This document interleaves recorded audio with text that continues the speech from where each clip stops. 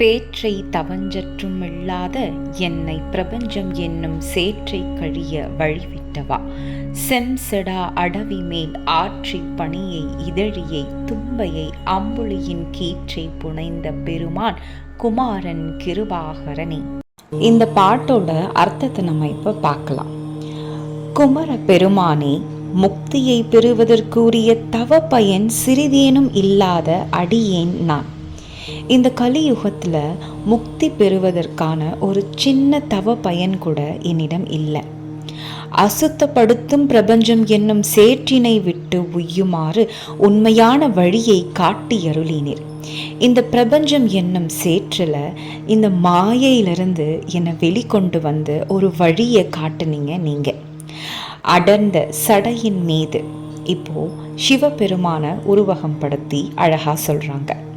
அடர்ந்த சிவந்த சடையின் மீது கங்கை நதியையும் நாக பாம்பினையும் கொன்றை மலரையும் தும்பை மலரையும் சந்திரனது பிறையையும் சூடிக்கொண்டுள்ள சிவபெருமானின் குமாரனாகிய, இப்ப புரிஞ்சுதா உங்களுக்கு?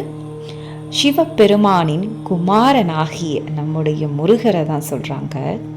மறுபடி படிக்கிறேன், கேளுங்க. அடர்ந்த சிவந்த சடையின் மீது கங்கை நதியையும் நாக பாம்பினையும் கொன்றை மலரையும் தும்பை மலரையும் சந்திரனது பிறையையும் சூடிக்கொண்டுள்ள சிவபெருமானின் குமாரனாகிய தேவரீர் திருமுருகப் பெருமானாக மட்டுமின்றி கருணைக்கு உறைவிடமான கிருபாகரனாகவும் விளங்குகின்றீர். என்ன ஒரு அழகான விளக்கம் இல்லையா? எனக்கும் படிக்க படிக்க இன்னும் ஆவலா இருக்கு அடுத்தடுத்த பாட்டோட அர்த்தங்களை தெரிஞ்சுக்கிறதுக்கு. இப்போ அந்த பேற்றை தவம் அப்படின்ற பாட்டு கந்தர் அலங்காரம் நான் இப்போ படிக்கிறேன், உங்களுக்கு புரியும் பாருங்க. பேற்றை தவம் சற்றும் இல்லாத என்னை பிரபஞ்சம் என்னும் சேற்றை கழிய வழிவிட்டவா. இந்த 2 அடியோட அர்த்தங்கள் தான் நம்ம படித்தோம் இல்லையா? முக்தியை பெறுவதற்குரிய தவ பயன் சிறிது கூட என்னிடம் இல்லாத அடியேன் நான்.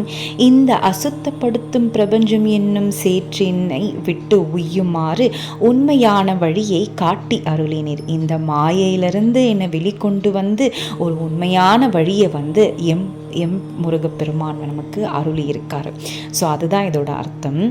செம்சடா அடவி மேல் ஆற்றை பணியை இதழியை தும்பையை அம்புலியின் கீற்றை புனைந்த பெருமான்.